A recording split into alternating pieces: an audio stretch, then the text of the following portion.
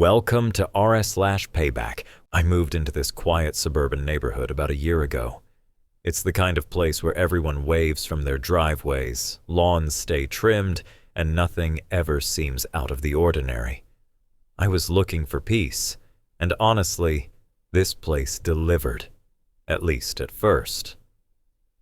A couple of weeks after settling in, I met Tara and Eric, my next-door neighbors. Tara was vibrant and warm, the kind of person who always smiled a little too brightly and laughed just a touch too loud. She introduced herself one afternoon while I was bringing in groceries, offering to help even though I only had 2 bags. Eric, on the other hand, was more reserved. He had the firm handshake, the polite small talk, but none of Tara's open energy. He seemed nice, friendly even, but something about the way he carried himself felt slightly off. Distant, preoccupied, they seemed like a mismatched pair. Tara was bubbly, always buzzing with stories and plans. Eric looked like he was trying to keep up, but mentally already checked out. Still, I didn't give it much thought. Every couple has their own rhythm, right? At first glance, they were just another couple on the block, but something about them stuck with me. Not in a bad way, just offbeat. It was like watching a movie where you can't quite tell what the twist will be, but you know it's coming. Tara and I quickly became friendly.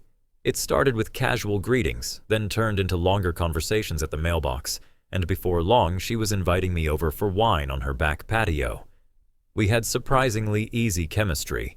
She was chatty, open, and loved swapping stories about work, annoying neighbors, and the best places to order takeout. Over time, she confided more. Eric was often away for work, sometimes gone for entire weeks at a time. He worked in finance, she said, something high pressure that required constant travel. "It's not glamorous," she told me once, swirling her wine. "People think it is, but it gets lonely. Really lonely." I nodded, not sure what to say. She didn't seem like someone who struggled with solitude. She had a full calendar, constantly running to brunch, yoga, or girls' nights. But the way she said it made me pause. The more Eric traveled, the more I saw Tara. She'd swing by with cookies, ask if I wanted to binge a show or just vent about her latest frustrations. I didn't mind. I lived alone and the company was welcome. Still, I started to notice something strange. Tara was more talkative, almost frantic, when Eric was away. Her energy would spike, like she was running on pure adrenaline. Then, when he returned, she'd go quiet. Sometimes she'd cancel plans we'd made or disappear for a couple of days altogether.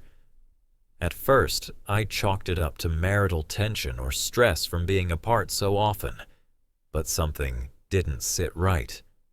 Tara was acting like someone trying very hard to distract herself.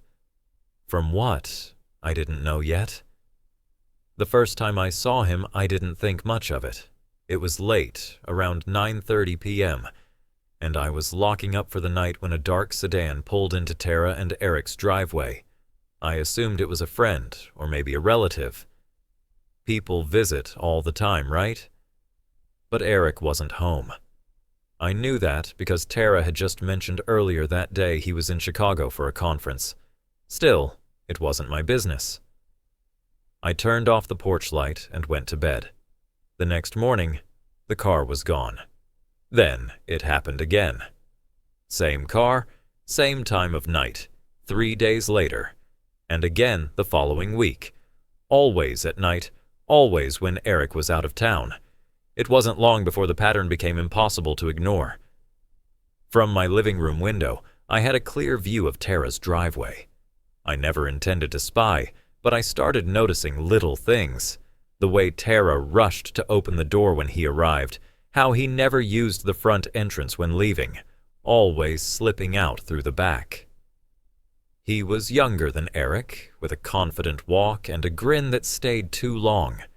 Sometimes he brought a small overnight bag, and he never stayed longer than one night, always gone by sunrise.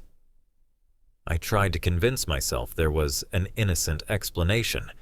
Maybe a cousin visiting, a business associate, but deep down I already knew. Something was going on, and I had a front row seat. It was late one night, the kind of night where everything felt too quiet. I had been reading in bed when I heard a noise through the wall. At first, I thought it was nothing, just the creak of old wood settling or the wind tapping against the window. But then the sounds grew louder, more distinct. I froze, listening intently. It wasn't the normal clinking of dishes or the low hum of the TV. It was different. There were muffled voices, and then sharp, unmistakable sounds, the kind of sounds you don't need to hear twice to recognize. I felt my stomach twist. It wasn't just a visit from a friend. It wasn't a business meeting. I felt my heart race as the realization hit me. Tara was having an affair. I didn't know what to do with that knowledge.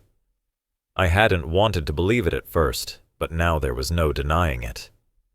The noises through the wall confirmed what my gut had been telling me for weeks.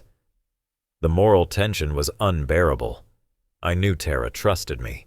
She had confided in me about her frustrations with Eric and the loneliness she felt when he was away. But now I had the truth. Could I turn my back on it? Should I stay silent? Or did I have a responsibility to speak up? But who would I even tell?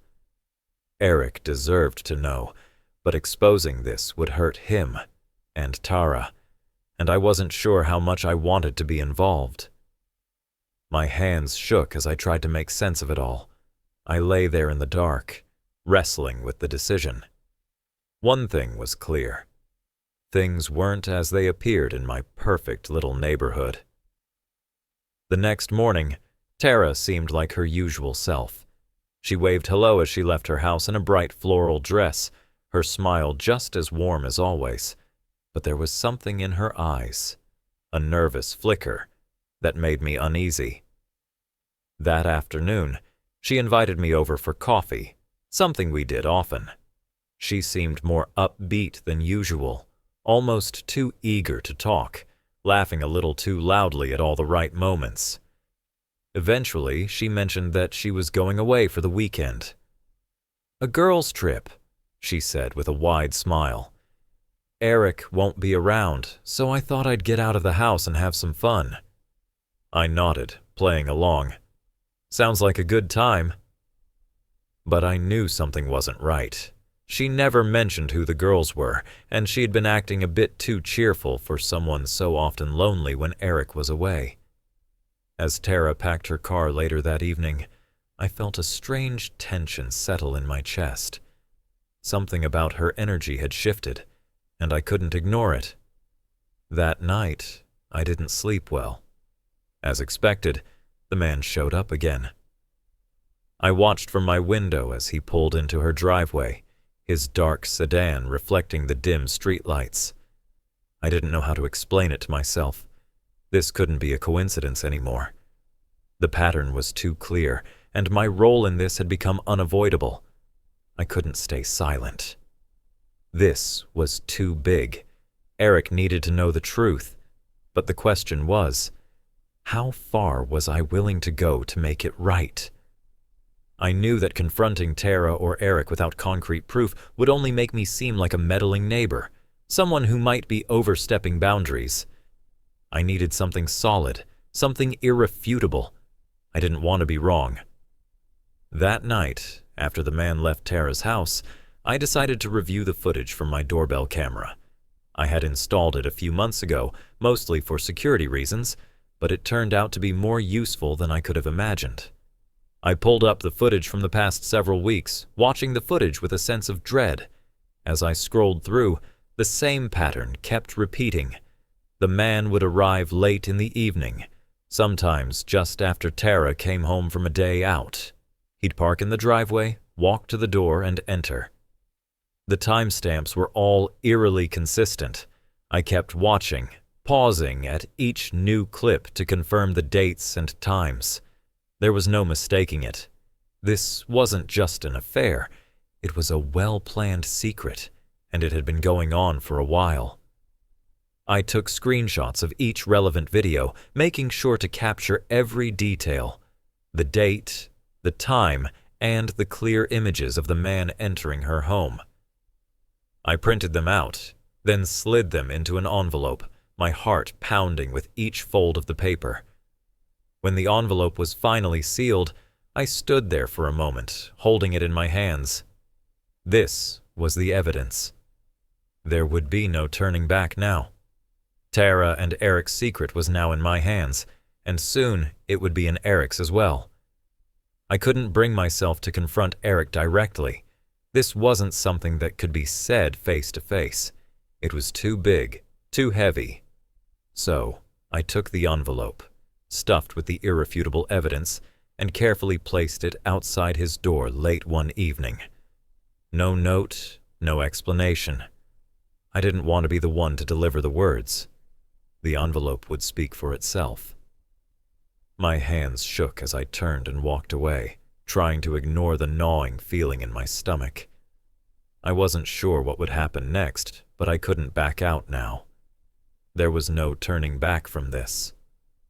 I went home and stayed in my house, staring at the door, waiting, dreading. As the night passed, every little noise seemed magnified. I heard a car drive by and thought it was Eric coming home. I heard footsteps in the hall and wondered if it was him opening the envelope. The uncertainty gnawed at me, like a storm waiting to break. Was Eric going to confront Tara? Was she going to deny it all, or would the truth crush them both? I couldn't sleep. My mind raced with possibilities, but I was powerless now. All I could do was wait. The next morning, everything felt different. The air was heavy with tension, as if the storm that had been brewing finally broke. I first heard the shouting.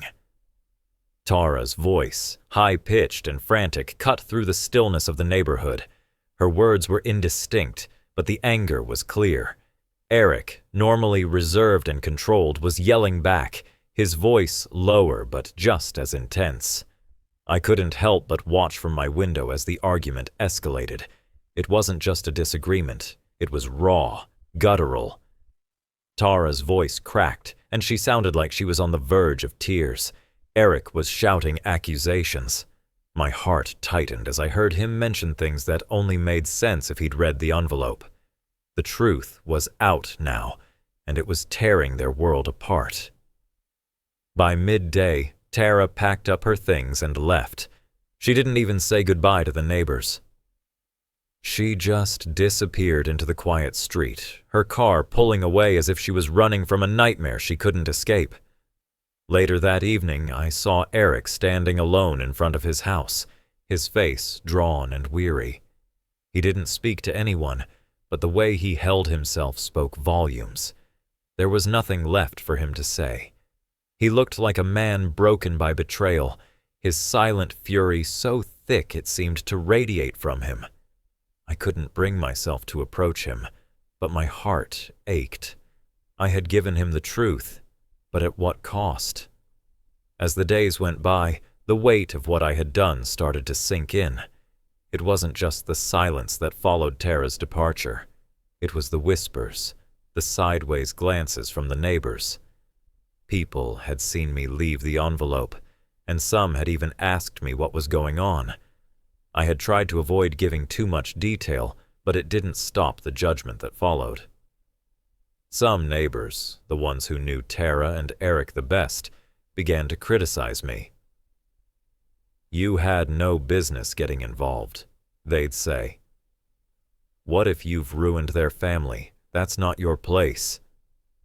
Their words felt like daggers, each one puncturing my sense of right and wrong. I felt conflicted. Had I really done the right thing? I'd exposed a truth that had destroyed 2 lives, one of which I had grown close to. Tara was gone, and Eric was left with nothing but the broken pieces of his marriage. Had I caused this devastation for nothing, or had I just forced a painful but necessary reckoning? The doubt began to creep in. What if I had just stayed silent, let things play out on their own? But then I thought about how I would feel if I were in Eric's shoes. Wouldn't I want to know the truth? The answer wasn't easy, but the weight of it felt just as heavy. A few weeks later, I ran into Eric at the local grocery store. I had seen him a few times since the fallout, but we never spoke. He seemed lost in his own world, always avoiding my gaze. But that day, as I reached the produce section, our eyes met. He didn't say a word, but he gave me a slight nod, as if acknowledging something that we both knew but never spoke aloud. The look in his eyes was a mixture of pain and gratitude. It was the kind of look that said more than words ever could. I didn't know how to respond, so I just nodded back, unsure of what else to do. There was so much I wanted to say, but somehow the silence between us felt more appropriate. As I walked out of the store, I couldn't help but reflect on everything that had happened. Was I wrong to expose the truth? Should I have kept quiet and let them figure it out themselves? I still didn't have an answer. Maybe there was no perfect answer. But I knew one thing for sure. Sometimes the truth isn't just a revelation. It's a storm that can rip everything apart. Would you have stayed silent? Would you have kept the truth to yourself, knowing what it could do to people you cared about? I guess that's a question I'll never stop asking myself. That wraps up today's episode of r/Payback. If you enjoyed the ride, don't forget to subscribe for more epic stories.